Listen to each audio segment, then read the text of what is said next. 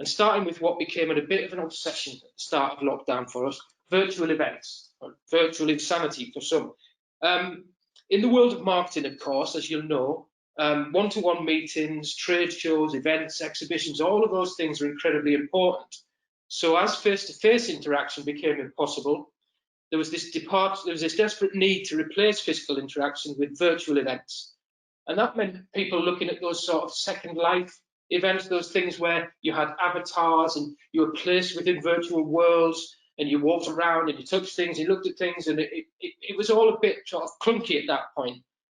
There are some that have been done pretty well, but for us, it wasn't really a suitable solution to the challenge. We believe that replication of physical events in that second life avatar style fashion doesn't really lead to great experience for customers, clients, or prospects.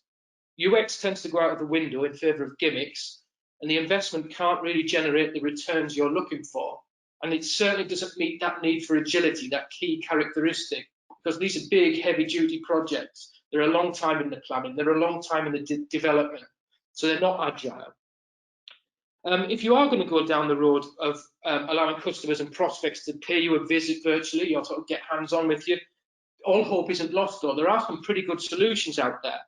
We've done quite a bit of research into this ourselves, into virtual experiences, and things like Matterport that you can see here, for example, is a really good way of doing it. The beauty of Matterport is that you can have your premises, your showroom, your event, or whatever, your meeting, your offices. It can be captured using just a smartphone and then uploaded easily onto your website. So it then becomes a very interactive experience that's not that big, heavy-duty, heavy-lifting, clunky sort of avatar-style world. We're also looking at it, and that it's a great way to breathe life into case studies, for example. You may be in an industry where your services are more intangible, so you don't have a showroom, for example. But what we can use Matterport for is showing those services in situ and show their application more effectively.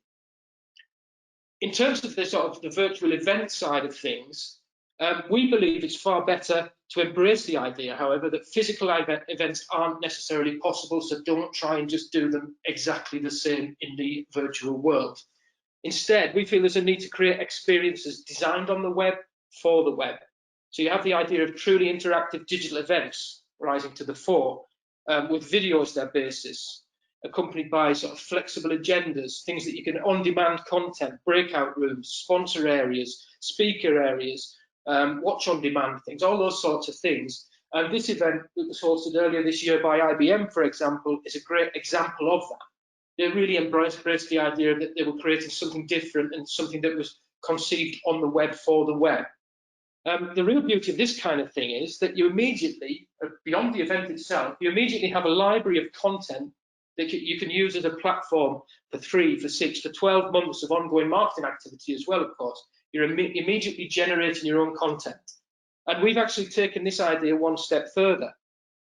Rather than see the event as just a marketing campaign in and of itself, we've developed a system that provides a platform on which the events can happen, but then it becomes part of an entire marketing ecosystem. And you can see it here, hopefully. What you see here is a system we've developed using a platform called Webflow, which is a content management system. We use Webflow as the platform on which everything else sits, and we do lots of integrations from there.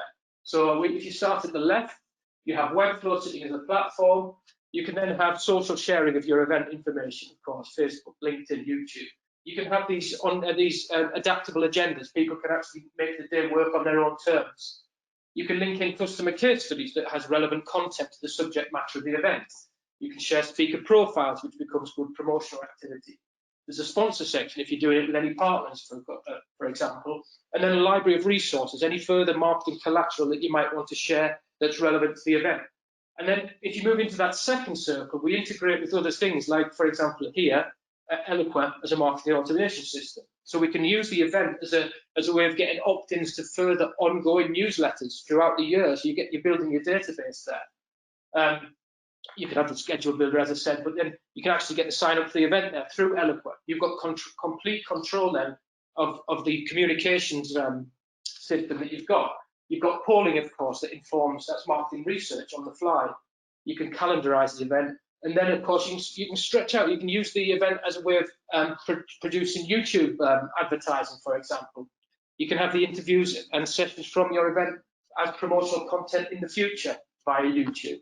And then the third section, third circle, that's where we integrate with the actual event platforms themselves. We haven't tried to rebuild any of these big event platforms, WebEx, GoToWebinar, all of these things. Hopin is a good one that we've just come across recently.